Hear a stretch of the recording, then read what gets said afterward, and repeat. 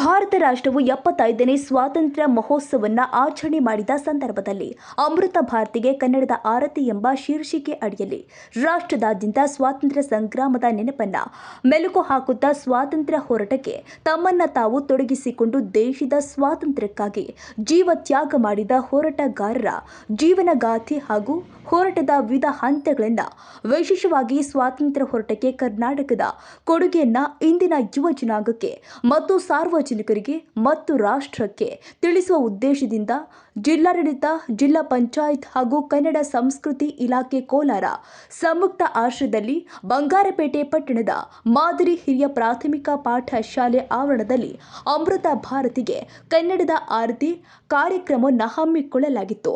ಇನ್ನು ಕಾರ್ಯಕ್ರಮದ ಉದ್ಘಾಟನೆಯನ್ನ ಲೋಕಸಭೆ ಸದಸ್ಯರಾದ ಎಸ್ ಮುನಿಸ್ವಾಮಿ ಅವರು ನೆರವೇರಿಸಿ ಮಾತನಾಡಿದರು. ರಾಜ್ಯಕ್ಕೆ ಚುನಾವಣೆ ಬಂದಾಗ ಮಾಡೋಣ ಈ ದೇಶ ಭಕ್ತರ ಕಾರ್ಯಕ್ರಮದಲ್ಲಿ ಕಾಂಗ್ರೆಸ್ ಪಕ್ಷದ ನಾಯಕರು ಭಾಗವಹಿಸದೆ ಅವರ ಮನಸ್ಸಿನಲ್ಲಿ ಇರುವ ದೇಶದ್ರೋಹಿತನಕ್ಕೆ ಹಿಡಿದ ಕೈಗನ್ನಡಿಯಂತಿದೆ ಅಂತ ಹೇಳಿದರು.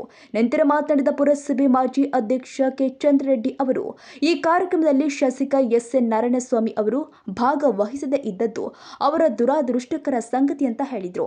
ಇನ್ನು ಈ ಸಂದರ್ಭದಲ್ಲಿ ಯೋಧರಿಗೆ ಹಾಗೂ ಸ್ವಾತಂತ್ರ್ಯ ಹಿರಿಯ ಹೋರಾಟಗಾರರಿಗೆ ಸನ್ಮಾನ ಮಾಡಲಾಗಿದೆ. ಭಾರತ ಸ್ವಾತಂತ್ರ್ಯಕ್ಕೆ ಕರ್ನಾಟಕದ ಮಹತ್ವ ಕುರಿತು ಕಿರುಚಿತ್ರ ಹಾಗೂ ದೇಶಭಕ್ತಿ ನಾಟಕ ಪ್ರದರ್ಶನ ನಡೆದಿದ್ದ ಸಾರ್ವಜನಿಕರನ್ನ ಮೂಕ ವಿಸ್ಮಿತರನ್ನಾಗಿಸಿತು.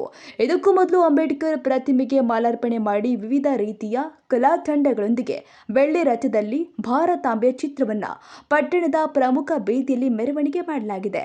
ಇನ್ನು ಕಾರ್ಯಕ್ರಮದ ತಹಶೀಲ್ದಾರ್ ಎಂ ದಯಾನಂದ್, ಪೊಲೀಸ್ ವರಿಷ್ಠಾಧಿಕಾರಿ ಧರಣಿ ದೇವಿ ಸೇರಿದಂತೆ ಹಲವು ಮುಖಂಡರು, ತಾಲೂಕು ಮಟ್ಟದ ಅಧಿಕಾರಿಗಳು ಹಾಗೂ ಹೆಚ್ಚಿನ ಸಂಖ್ಯೆಯಲ್ಲಿ ಸಾರ್ವಜನಿಕರು ಹಾಜರಿದ್ದರು.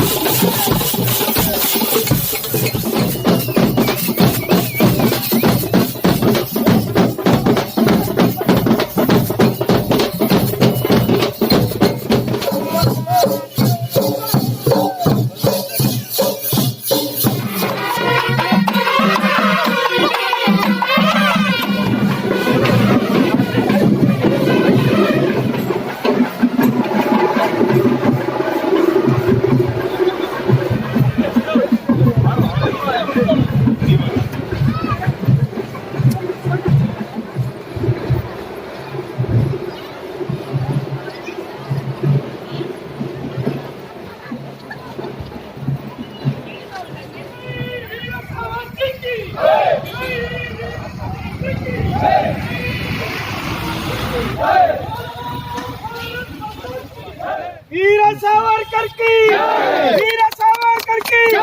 देशದ ವೀರ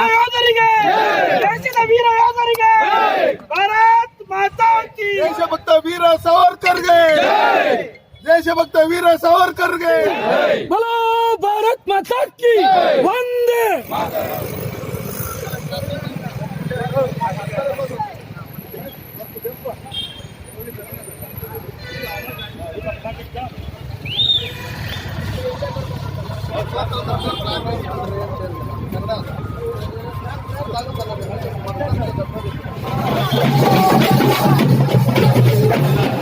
ವಿನಂತಿ ಆಹ್ವಾನಿತ ಗಣ್ಯರು ಅವ್ರ ಮಾತ್ರ ವೇದಿಕೆ ಮೇಲೆ ಉಳಿದವರಿಗೆ ಆಸನದ ವ್ಯವಸ್ಥೆ ಮಾಡೋಣ.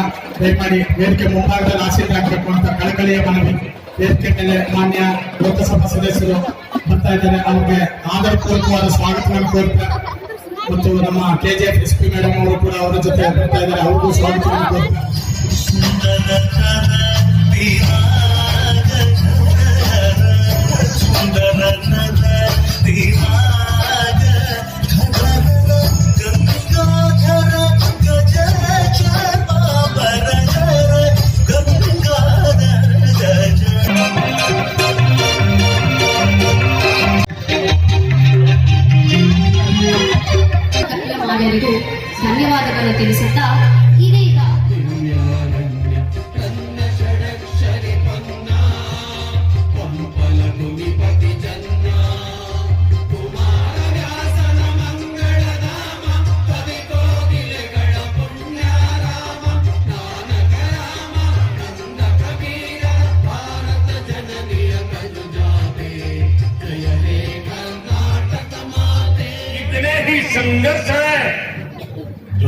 के सामने उस रूप में नहीं आए जैसे आने चाहिए थे।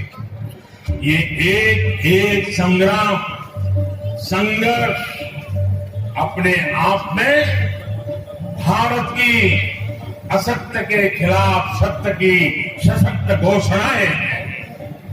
ये एक एक संग्राम भारत के स्वाधीन स्वभाव के सबूत है।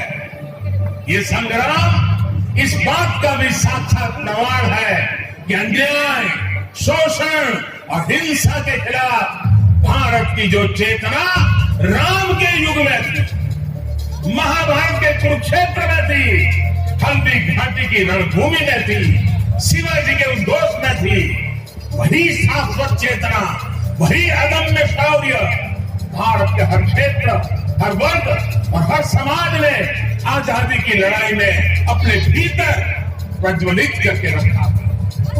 ಅದೇ ರೀತಿ ಕೇವಲ ಕೆಲವೇ ನಾಯಕರ ಹೋರಾಟದಿಂದ ನಮಗೆ ಸ್ವಾತಂತ್ರ್ಯ ಲಭಿಸಿದೆ ಎಂದು ಹೇಳಿದರೆ ಅರ್ಧ ಸತ್ಯವನ್ನು ನುಡಿದಂತಾಗುತ್ತದೆ.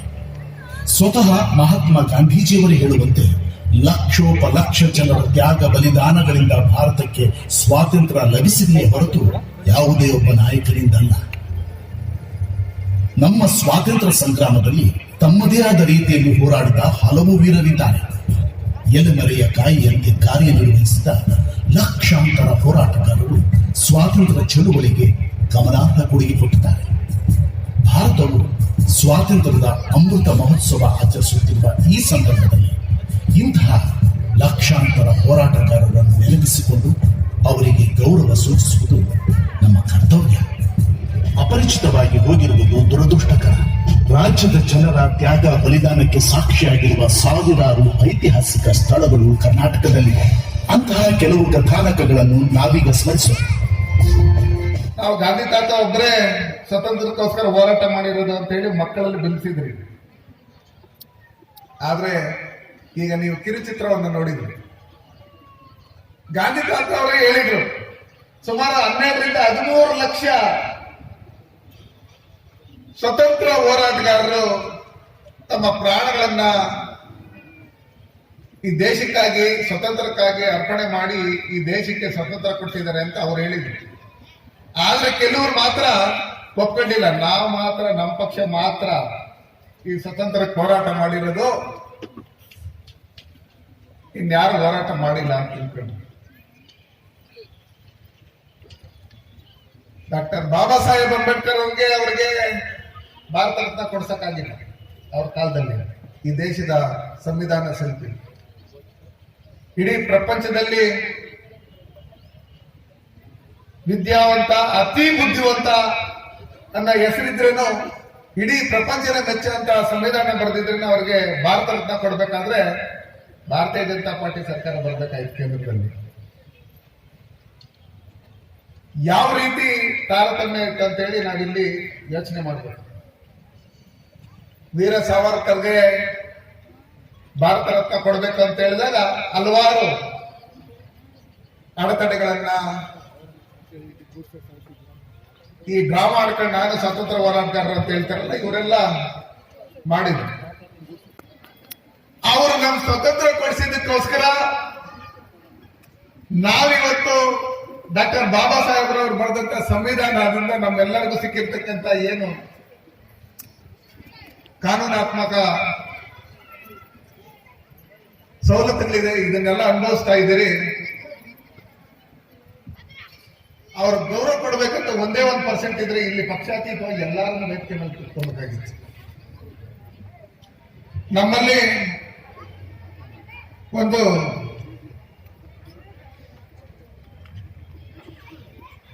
ಪಾಂಪ್ಲೆಟ್ ಮಾಡಿದ್ದಾರೆ ಗೆಸ್ಟ್ಗಳಿಗೆ.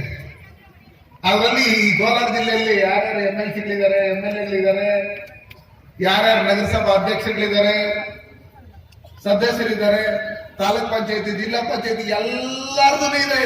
ಎಲ್ಲಾರು ಬರ್ಬೇಕಂತ ನಮ್ಮ ಆಶಾ ಕಾರ್ಯಕರ್ತರು, ಅಂಗನವಾಡಿ ಕಾರ್ಯಕರ್ತರು ಯಾವ ತರ ಯಾವುದೇ ರೀತಿಯಾದಂತ ಪಕ್ಷ ಇನ್ನೊಂದು ಮತ್ತೊಂದು ಜಾತಿ ಅಂತ ಭೇದ ಮಾಡದೆ ಅಂಗನವಾಡಿ ಕಾರ್ಯಕರ್ತರು, ಆಶಾ ಕಾರ್ಯಕರ್ತರೆಲ್ಲ ಕರೋನಾ ಸಂದರ್ಭದಲ್ಲಿ ಯಾವ ರೀತಿ ಕೆಲಸ ಮಾಡಿದ್ರು ಅಂತ ನೀವು ನೋಡಿದ್ದೀರಿ.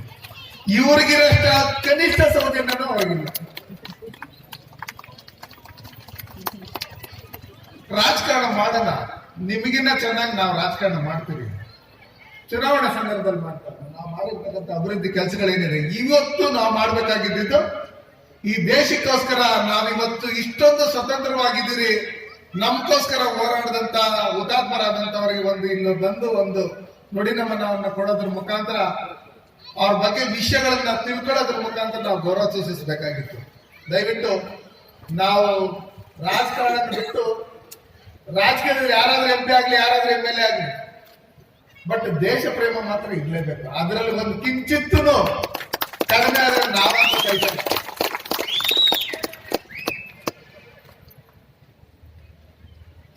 ವೇದಿಕೆಗಳಲ್ಲಿ ಮಾತ್ರ ದೇಶ ಪ್ರೇಮ, ನಾನ್ ಮಾತ್ರ ಹೋರಾಡಿ, ನಾನ್ ಮಾತ್ರ ನಾನು ಅಂದವನು ಯಾರೂ ಇಲ್ಲ ಇಲ್ಲಿ. ನಮ್ದೇನಾದ್ರೂ ಶಾಶ್ವತ ಅಂದ್ರೆ 3 ಕಾರಡಿ ಅಷ್ಟೇ ಅಲ್ವಾ? ಫೈನಲ್ ಇರೋವರೆಗೂ ಅಭಿವೃದ್ಧಿ ಕೆಲಸಗಳನ್ನು ಮಾಡಬೇಕು. ಈ ಚರಿತ್ರೆಯಲ್ಲಿ ಉಳ್ಕೊಳ್ಳಂತ ರೀತಿಯಲ್ಲಿ ಕೆಲಸ ಮಾಡಬೇಕು. ಸನ್ಮಾನ್ಯ ನರೇಂದ್ರ ಮೋದಿಜಿ ಅವರು ಈ ದೇಶದ ಪ್ರಧಾನಮಂತ್ರಿ ಆಗಿ 8 ವರ್ಷ ಪೂರೈಸ್ತಾ ಇದ್ದಾರೆ. ಅವರು ಈ ದೇಶದ ಪ್ರಧಾನಮಂತ್ರಿ ಆಗಿದ್ದಾದ್ಮೇಲೆ ಪ್ರಧಾನಮಂತ್ರಿ ಅಂದ್ರೆ ಏನ್ ಗೊತ್ತು ಅಂತ ಹೇಳಿ ಇಡೀ ವಿಶ್ವಕ್ಕೆ ತೋರಿಸ್ಕೊಟ್ಟಿರ್ತಕ್ಕಂಥ ಸನ್ಮಾನ್ಯ ನರೇಂದ್ರ ಮೋದಿಜಿ ಅವರು. ಈ ದೇಶದ ಗಡಿಗಳನ್ನ ರಕ್ಷಣೆ ಮಾಡೋದಕ್ಕೆ ನಮ್ಮಲ್ಲಿ ಯೋಧರಿದ್ದಾರೆ. ಈ ದೇಶದ ಆಧ್ಯಾತ್ಮಿಕತೆಯನ್ನು ರಕ್ಷಣೆ ಮಾಡೋದಕ್ಕೆ ಸನ್ಯಾಸಿಗಳಿದ್ದಾರೆ. ಆದ್ರೆ ಈ ದೇಶದ ಸಂಸ್ಕೃತಿಯನ್ನು ರಕ್ಷಣೆ ಮಾಡೋದಕ್ಕೆ ನಾವಿದ್ದೀವಿ, ಈ ದೇಶದ ಪ್ರಜೆಗಳು. ಆದ್ರಿಂದ ಸ್ನೇಹಿತರೆ, ಅಭೂತಪೂರ್ವವಾದ ನಾಡಿದು, ಪುಣ್ಯ ನಾಡಿದು. ಹಿಂದೆ 70-80 ಸ್ಥಾನದಲ್ಲಿದ್ದಂತಹ ಭಾರತ ಇವತ್ತು 5ನೇ ಅತಿ ದೊಡ್ಡ ಆರ್ಥಿಕ ರಾಷ್ಟ್ರವಾಗಿ ಪರಿವರ್ತನೆಗೊಂಡಿದೆ. ಸ್ನೇಹಿತರೆ, ಲೆಕ್ಕ ಹಾಕಿ, ಇನ್ನ ಕೆಲವೇ ಸಾಲುಗಳಲ್ಲಿ 200 ವರ್ಷಗಳ ಕಾಲ ನಮ್ಮನ್ನು ದಾಸ್ಯತ್ವದಿಂದ ಆಳಿದಂತ ಬ್ರಿಟಿಷರನ್ನ 4ನೇ ಸ್ಥಾನದಲ್ಲಿರೋ ಅತ್ಯಂತ ದೊಡ್ಡ ಆರ್ಥಿಕ ರಾಷ್ಟ್ರವಾದ ಬ್ರಿಟಿಷರನ್ನ ಕೆಲವೇ ವರ್ಷದಲ್ಲಿ ನಾವು ಅವನ್ನ ಹಿಂದಾಕ್ತೀವಿ. ಇದು ನಮ್ಮ ರಾಷ್ಟ್ರದ ಒಂದು ಶಕ್ತಿ. ಈ ಒಂದು ಮಹಾನ್ ರಾಷ್ಟ್ರದ ನಿಜವಾದ ಕರ್ತೃಗಳು ಯಾರು? ಮಾನ್ಯ ಸಂಸದರು ಹೇಳಿದ್ರು, ಕೇವಲ ಗಾಂಧಿ ಅಲ್ಲ, ಆದರೆ ಅನೇಕ ಜನರು ಈ ರಾಷ್ಟ್ರಕ್ಕೆ ತಮ್ಮ ತ್ಯಾಗ ಬಲಿದಾನಗಳನ್ನು ಕೊಟ್ಟಿದ್ದಾರೆ. ಯೋಗಾನಂದವಿ ಆರ್ಮಿ ನಂಬರ್ 260-19985 ರ್ಯಾಂಕ್ ಬಂದು ಇವರು ಕೂಡ ಅನೇಕ ಪರಿಸ್ಥಿತಿಗಳನ್ನ ನರೇಂದ್ರ ಮೋದಿ ಅವರ ಸರ್ಕಾರ ಮತ್ತು ಬೊಮ್ಮಾಯಿ ಅವರ ಸರ್ಕಾರ ಒಂದು ಒಳ್ಳೆ ಕಾರ್ಯಕ್ರಮವನ್ನು ಹಮ್ಮಿಕೊಂಡಿದೆ. ಇವತ್ತು ಇಲ್ಲಿಗೆ ನನ್ನ ಮಿತ್ರರಾದ SN ನಾರಾಯಣ ಸ್ವಾಮಿ ಅವರು, ಪುರಸಭಾ ಅಧ್ಯಕ್ಷರಾದ ಫರ್ಜಾನಾ ಅವರು ಬರಬೇಕಾಗಿದೆ. ಇವ್ರಿಗೆ ಇವತ್ತು ಒಳ್ಳೆ ಚಾನ್ಸ್ ಇರ್ತಾ ಇತ್ತು. ಯಾಕಂದ್ರೆ ಮುಸಲ್ಮಾನ್ ಅವರು ಮೊದಲು ಮಾತಾಡ್ಬಿಟ್ಟಿದ್ರು. ಅವರು ಸ್ವಾಗತ ಭಾಷಣ ಮಾಡಿದಾಗೆ ಅವರು ಉದ್ಘಾಟನಾ ಭಾಷಣ ಮಾಡಿದ್ರು. ಅದಾದ್ಮೇಲೆ ನಮ್ಮ ಶಾಸಕರಿಗೆ ಚಾನ್ಸ್ ಸಿಗ್ತಾ ಇತ್ತು ಮಾತಾಡೋಕೆ. ಅವ್ರು ಇವತ್ತು ಬಂದಿಲ್ಲ. ಅದು ದುರದೃಷ್ಟ ಅಂತ ಹೇಳೋದಕ್ಕೆ ನಾನು ಇಷ್ಟಪಡ್ತೀನಿ. ಅವರ ಜಾಗವನ್ನು ಇವತ್ತು ನನಗೆ ತುಂಬಿಸೋಕೆ ಇವತ್ತು ತಹಸೀಲ್ದಾರ್ ಅವರನ್ನು ಕೊಟ್ಟಿದ್ದಾರೆ. ಅವರಿಗೆ ನಾನು ಧನ್ಯವಾದಗಳನ್ನು ಹೇಳಬೇಕಾಗುತ್ತೆ. ಇವತ್ತು ಏನಿವತ್ತನ ಕಾರ್ಯಕ್ರಮ ಬರೀ ಸ್ವಾತಂತ್ರ್ಯದ ಕಾರ್ಯಕ್ರಮ, ಯಾವುದೋ ಪಕ್ಷದ ಕಾರ್ಯಕ್ರಮ ಅಲ್ಲ. ನಾವೆಲ್ಲರೂ ಪಕ್ಷಕ್ಕೆ ಸೀಮಿತ ಆಗಬಾರ್ದು. ಏನು ಇವತ್ತು ನಮಗೆ ಅವಕಾಶ ಸಿಕ್ಕಿದೆ, ಈ ಸ್ವಾತಂತ್ರ್ಯ ಬಂದಿದೆ, ಅದನ್ನ ನಾವು ಜನರಿಗೆ ಮತ್ತು ಮಕ್ಕಳಿಗೆ ಎಲ್ಲರಿಗೂ ಇವತ್ತು ಮನವರಿಕೆ ಮಾಡುವ ಒಂದು ಕೆಲಸವನ್ನು ಇವತ್ತಿಲ್ಲಿ ಈ ಕಾರ್ಯಕ್ರಮದಲ್ಲಿ ಹಮ್ಮಿಕೊಂಡಿದ್ದಾರೆ. ಇದಕ್ಕೆ ನಾವು ಮಾನ್ಯ ನರೇಂದ್ರ ಮೋದಿ ಅವರಿಗೆ ಮತ್ತು ಬೊಮ್ಮಾಯಿ ಅವರಿಗೆ ಅಭಿನಂದನೆಯನ್ನು ಸಲ್ಲಿಸಬೇಕಾಗುತ್ತೆ. ಇಂಥ ಕಾರ್ಯಕ್ರಮಗಳನ್ನು ಇದನ್ನ ಹಳ್ಳಿಗೆ ನಾವು ಮುಗಿಸುವ ಕಾರ್ಯಕ್ರಮವನ್ನು ನಮ್ಮ ಜನಪ್ರತಿನಿಧಿಗಳು ನಾವೆಲ್ಲರೂ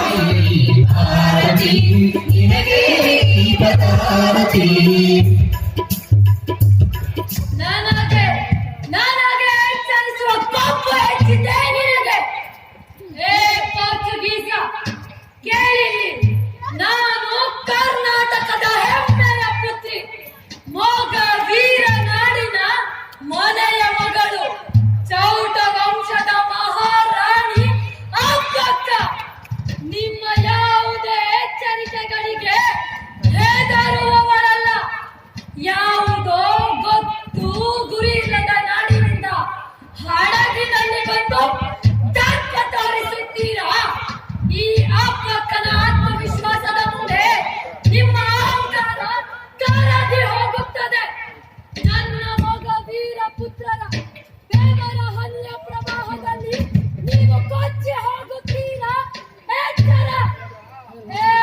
ಪೋರ್ಚುಗೀಸ